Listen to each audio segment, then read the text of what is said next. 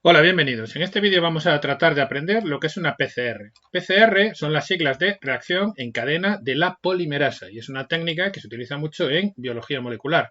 Vamos a tratar de explicar lo que es una PCR, qué etapas tiene y algunas de sus aplicaciones. Comentaremos solo algunas porque tiene muchísimas aplicaciones. Para poder seguir el contenido de este vídeo necesitáis tener como conocimientos previos, necesitáis conocer la estructura del ADN, necesitáis conocer cómo es el proceso de replicación del ADN. Si alguien tiene problemas con eso, pues que vaya a los vídeos correspondientes que os dejaré por ahí disponibles. ¿Qué es una PCR? Bueno, la PCR es una reacción química, ¿vale? Es el PCR, como decimos, son las siglas de reacción en cadena de la polimerasa. Se hacen unos tubos de ensayo en unos aparatos que se llaman termocicladores, que después os enseñaré, y es una técnica que se desarrolló en el año 1986, la desarrolló un estudiante de doctorado que se llama Kary Mullis. Le dieron un premio Nobel por el desarrollo de esta técnica porque es una técnica que ya os digo, tiene muchísimas aplicaciones y para lo que sirve la PCR, lo que hace es que nos permite, si nosotros tenemos un pedacito de ADN que nos interesa, haciendo PCR con él, podemos copiarlo, podemos amplificarlo. La palabra que se suele utilizar es amplificar. Amplificar un fragmento de ADN significa hacer muchas copias de ese fragmento y poder tener una cantidad suficientemente grande para poder trabajar con él, ¿no? Entonces la PCR nos permite obtener un gran número de copias de un fragmento de ADN particular. También podemos decir que nos permite amplificar ese fragmento, ¿sí? Copiarlo. En teoría es una técnica tan potente que nos bastaría con una sola copia de ADN. Si nosotros tenemos una sola molécula y la sometemos a una reacción de PCR, después de un montón de ciclos podríamos obtener teóricamente millones de copias de ese pedacito que queremos copiar, que queremos amplificar, ¿sí? Las etapas de una PCR son estas tres que tenéis aquí. Y fijaos que tenemos distintas temperaturas. Después os voy a enseñar el aparato en el que se hace la PCR. Son unos aparatos que se llaman termocicladores que van variando la temperatura, porque para los procesos de las distintas etapas se utilizan distintas temperaturas. Fijaos que tenemos la copia del ADN que queremos copiar, ¿sí? O sea, el fragmento de ADN que queremos amplificar. En la primera etapa, que es la etapa de desnaturalización, lo que hacemos es poner la temperatura a 94 grados centígrados y ese aumento de temperatura lo que hace es desnaturalizar la molécula de ADN. ¿Qué significa que la molécula de ADN se desnaturalice? Sabéis que el ADN son dos hebras, dos cadenas de polinucleótidos que están enroscados en una doble hélice. Pues cuando el ADN se desnaturaliza, lo que ocurre es que las dos hebras, las dos cadenas, se separan, se rompen los puentes de hidrógeno que unen las bases nitrogenadas de las dos cadenas y conseguimos la separación de las hebras. Eso es la desnaturalización del ADN. Una forma de conseguir esto es aumentando la temperatura, ¿vale? Así que la primera etapa sería la desnaturalización a 94 grados centígrados. Después, una vez que tenemos las hebras separadas, vendría la segunda etapa, que es una etapa de templado. Lo que ocurre aquí es que se unen en los extremos de las hebras que queremos copiar, se unen los cebadores. Acordaos que los cebadores son pedacitos de ARN, de ácido ribonucleico, que para lo que van a servir es para proporcionar en el extremo 3' un grupo hidroxilo sobre el que después la polimerasa pueda hacer síntesis de cadenas nuevas. Recordad cómo era todo el proceso de replicación del ADN. Así que en la segunda etapa, etapa de templado, que como os pongo aquí tiene lugar a una temperatura de entre 50 y 65 grados más o menos, lo que ocurre es que se unen los cebadores, un cebador aquí y otro cebador aquí. Y una vez que tenemos unidos los cebadores, la temperatura vuelve a subir en la tercera etapa, que es la etapa de extensión, y en esta etapa de extensión, a 72 grados más o menos, lo que ocurre es que hay una polimerasa que sintetiza nuevas cadenas, es decir, hay nucleótidos en el medio, la polimerasa, que está marcada aquí en azul, va cogiendo los nucleótidos y los va enlazando mediante enlaces fosfodiéster para sintetizar una nueva cadena utilizando la secuencia de bases de las dos cadenas molde que estamos copiando.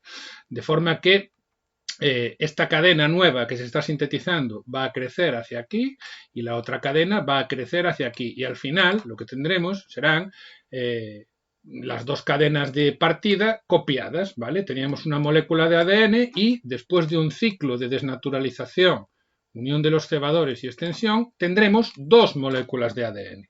¿Veis? Os decía que la PCR se lleva a cabo en unos tubos. Los tubos para hacer PCR son estos que estáis viendo aquí, y el aparato que lleva a cabo los cambios de temperatura es este. ¿Vale? Son termocicladores. Estos tubos van metidos aquí dentro y este aparato se programa para que este ciclo que os acabo de enseñar de desnaturalización, templado y extensión se hace muchas veces. Quiero decir, esto no se hace solamente una vez, se hace una vez, luego se repite otra vez, otra vez, otra vez, otra vez, y en cada ciclo se duplica la cantidad de ADN, ¿no? Fijaos que en un tubo para hacer PCR, ¿qué cosas, qué reactivos son los que tiene que haber como mínimo en un tubo en el que queramos hacer PCR? Tiene que haber una polimerasa que vaya a hacer la copia de las nuevas cadenas que se van a sintetizar, y tiene que ser una polimerasa termoestable. Esto de Taq polimerasa, la primera polimerasa que se utilizó para hacer PCR se sacó de una bacteria que se llamaba Thermus aquaticus, que es una bacteria que vive en fuentes hidrotermales y en manantiales de agua caliente. ¿Qué pasaba con esta polimerasa? Que es capaz de aguantar temperaturas elevadas. Fijaos que a 94 grados centígrados, algunas polimerasas, lo que puede pasar, las polimerasas son enzimas, son proteínas, lo que puede pasar con ellas es que se desnaturalicen y que no sean capaces de llevar a cabo la reacción de síntesis. Por tanto, es importante que la polimerasa que utilicemos sea una polimerasa termoestable, que aguante los cambios de temperatura a los que vamos a hacer la prueba, ¿no? Entonces, nosotros en el tubo de PCR tenemos que meter la polimerasa termoestable. Hoy en día no solamente tiene por qué ser la Taq polimerasa de esta bacteria Thermus aquaticus, hay un montón de polimerasas termoestables que se pueden utilizar. Tenemos que meter cloruro de magnesio porque es necesario para que se lleve a cabo la reacción. Tenemos que meter, lógicamente, los cebadores, los primers, porque acordaos que una polimerasa no es capaz de empezar a enlazar nucleótidos de la nada.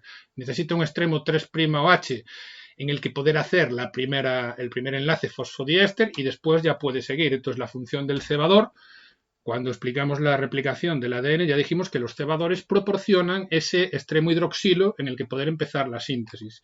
Tenemos que meter, lógicamente, desoxinucleótidos trifosfato, porque la síntesis de las nuevas cadenas la nueva cadena que va a sintetizar la polimerasa se hace añadiendo nucleótidos y enlazándolos mediante enlaces fosfodiéster. Por lo tanto, tiene que haber nucleótidos en el medio para poder hacer la elongación de las cadenas.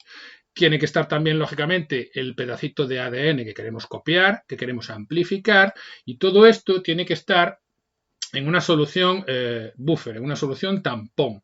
Las soluciones tampón son disoluciones que nos evita que hayan cambios en el pH. Queremos que el pH se mantenga en unos niveles determinados para que no haya desnaturalización de los enzimas y demás, ¿vale? Así que el contenido mínimo de un tubo de PCR sería, tendríamos que meter en el tubo esto que os acabo de comentar.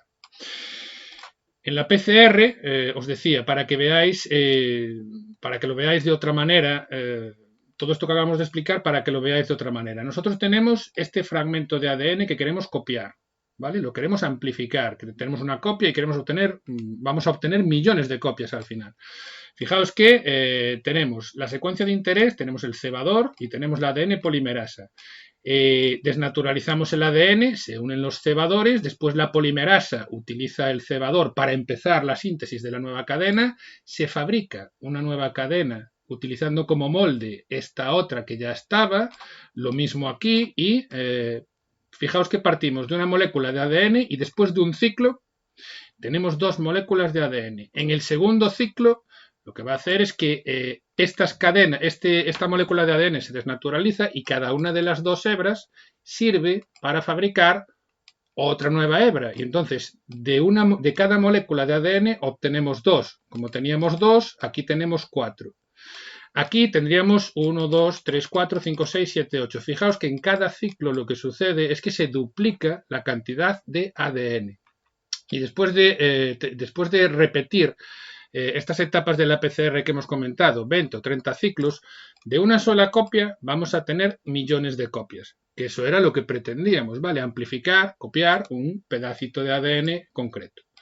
Ya os he dicho que las aplicaciones de la PCR tienen aplicaciones en muchísimos campos. Algunas aplicaciones que tiene son estas que os he puesto aquí. Se utiliza mucho en estudios evolutivos. Se utiliza mucho para diagnosticar enfermedades genéticas o para diagnosticar algunos tipos de cáncer.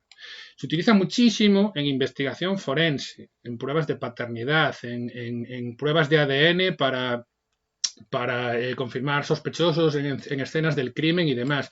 Se utiliza, os va a sonar seguramente, se utilizó mucho para diagnosticar las infecciones por coronavirus, pero no solamente por coronavirus, se utiliza la PCR, se puede utilizar para diagnosticar infecciones por un montón de agentes patógenos.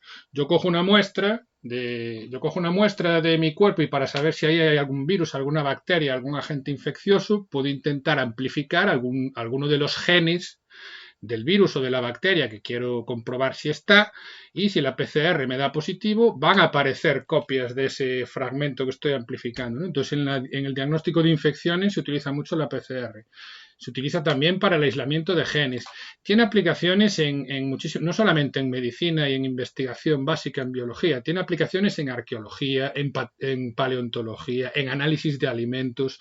Como decimos, es una técnica que tiene muchísimas aplicaciones. Y os comentaba al principio que al desarrollador de la técnica le dieron un premio Nobel, ¿no? Bueno, pues esto es lo que os quería explicar de la PCR. Espero que os haya quedado claro. Si, como siempre, si tenéis alguna pregunta que hacerme, me la dejáis abajo en la caja de comentarios y hasta la próxima.